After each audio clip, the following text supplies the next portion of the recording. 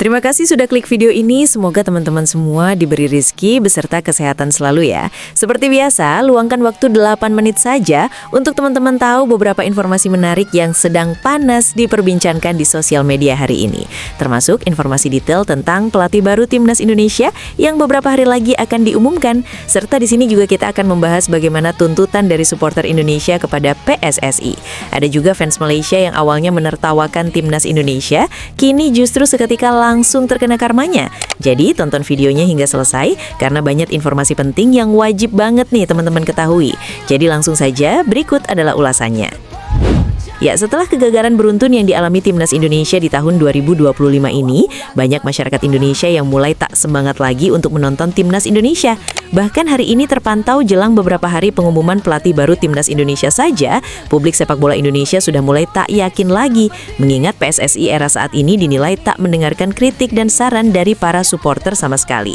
Ya, PSSI sudah menyampaikan bahwa mereka akan memilih pelatih yang punya pengalaman meloloskan tim nasional ke Piala Dunia, bersedia tinggal lebih lama di Indonesia, dan harus bisa mentransfer ilmu kepada pelatih lokal. Ya, kriteria itu kabarnya cocok dengan sosok mantan pelatih Timnas Kanada, yaitu John Herdman. John Herdman dilaporkan semakin dekat untuk menjadi pelatih Timnas Indonesia. Pelatih asal Inggris yang sukses membawa Kanada lolos ke Piala Dunia 2022 itu sempat diminati Jamaika serta Honduras. Namun menurut media Honduras yang bernama DS, John Herdman menolak peluang kembali ke CONCACAF karena memprioritaskan proyek jangka panjang bersama Timnas Indonesia. Sosok John Herdman sendiri adalah pelatih yang cukup tegas dan sangat aktif memberi instruksi dari pinggir lapangan.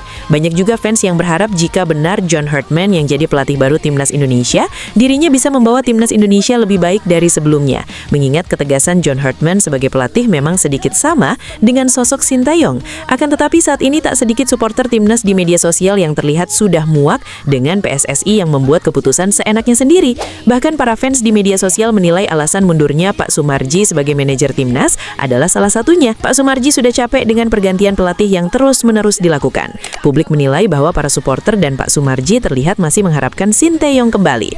Akan tetapi Erick Thohir dan lainnya memilih untuk kembali mencari pelatih sendiri, dan keluarlah satu nama yang hari ini kuat dimorkan, yaitu John Herdman. Salah satu yang membuat Herdman menarik adalah nilai gajinya. Meski tidak pernah dirilis secara resmi, estimasi pendapatan Herdman terbaru saat menjadi pelatih di Toronto pada tahun 2023 sampai 2024, gajinya bisa mencapai USD 3,2 juta per tahun atau sekitar 53,5 miliar rupiah. Angka ini jauh lebih tinggi dibandingkan gajinya saat menangani Timnas Kanada pada tahun 2018 sampai 2023. Menurut laporan The New York Times, Herdman ketika itu menerima sekitar 500.000 USD atau 8 miliar rupiah per tahun atau setara USD 42.000 atau 702 juta rupiah per bulan.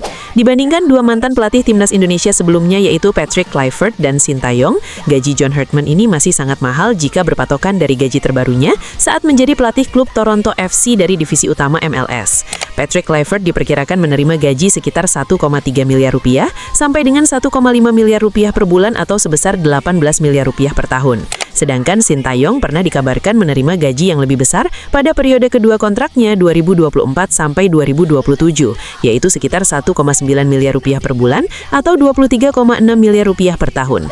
Di sisi lain, keuangan PSSI sedang tidak baik-baik saja setelah dalam kurun 1 tahun terakhir sudah memecat 5 pelatih Timnas.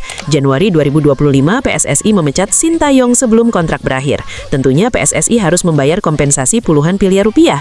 Oktober 2025, setelah Timnas Senior gagal lolos Piala Dunia dan Timnas U23 gagal lolos Piala Asia, PSSI kembali memecat semua pelatih Belanda yang menahkodai Timnas Indonesia, termasuk Patrick Kluivert, pelatih Timnas Senior, Gerald van Benenburg, pelatih Timnas U23, dan Frank van Kempen, pelatih Timnas U20. Dan tentu saja PSSI juga kembali harus membayar kompensasi miliaran rupiah kepada pelatih-pelatih tersebut.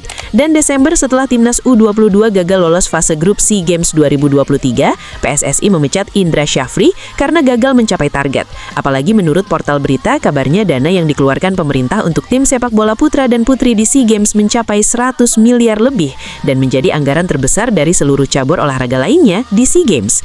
Warganet pun sontak jadi ramai membahas keuangan dari PSSI yang semakin menipis. Ya, karena di tahun ini PSSI begitu banyak mengeluarkan anggaran yang ternyata tak ada satupun target yang berhasil. Apalagi tahun depan PSSI tak dapat dana APBN lagi dari pemerintah. Jadi bisa dibilang PSSI hanya mendapatkan dana dari penjualan tiket dan para sponsor. Akan tetapi euforia supporter timnas saat ini tak seperti era Sintayong dulu, yang mana di tahun 2024 stadion hampir selalu penuh. Bahkan masyarakat selalu menanti-nanti timnas Indonesia bertanding. Jadi memilih pelatih dengan gaji yang mahal untuk saat ini adalah keputusan yang cukup berani dari PSSI. Tak heran para supporter saat ini menuntut hasil, bukan malah disuruh nunggu dan nunggu lagi, ujar para supporter timnas Indonesia. Menarik untuk kita tunggu siapa pelatih timnas Indonesia yang akan ditunjuk. Apakah sesuai dengan rumor atau cuman sekedar rumor?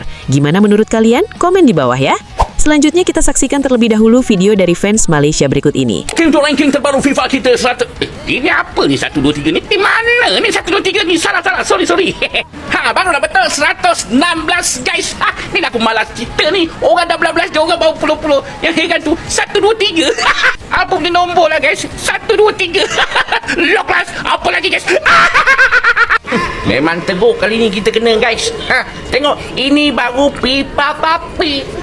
Dia isytiharkan kita kalah 3-0 Asia Antarabangsa Persahabatan tu.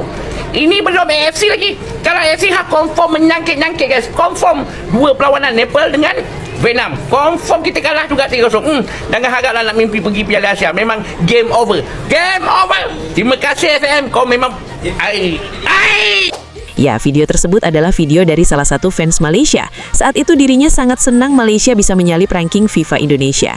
Bahkan fans Malaysia tersebut beberapa kali memang menertawakan kegagalan demi kegagalan yang diterima Timnas Indonesia tahun ini. Akan tetapi rupanya tawa dari fans Malaysia itu tak bertahan lama, mengingat tepat kemarin FIFA resmi menjatuhkan hukuman kepada Timnas Malaysia dengan tidak mengesahkan 3 laga FIFA Matchday terakhir Timnas Malaysia karena berisi 7 pemain naturalisasi palsu. Yang mana 3 laga tersebut Timnas Malaysia yang awalnya meraih 2 kemenangan dan 1 imbang, kini berubah menjadi 3 kekalahan WO 3-0. Tentunya hukuman ini membuat ranking FIFA Malaysia terjun bebas. Menurut laporan media Futri Ranking, peringkat Timnas Malaysia turun dari peringkat 116 menjadi 122, tepat di bawah Timnas Indonesia yang berada di peringkat 121. Ya, tentunya fans Malaysia yang sempat tawa menjadi diam seketika akibat terkena hukuman dari FIFA. Dan saat ini Malaysia masih menunggu keputusan dari AFC, mengingat di kualifikasi Piala Asia, Malaysia juga diperkuat 7 pemain naturalisasi palsu, termasuk saat berhasil mengalahkan Vietnam. Fans Vietnam terus mendesak AFC untuk berlaku adil, mengingat salah satu wakil AFC adalah orang Malaysia. Jadi fans Vietnam dibuat curiga, karena jika sampai AFC tak menghukum Malaysia, maka ini ada permainan orang dalam, tulis komentar supporter Vietnam di media sosial.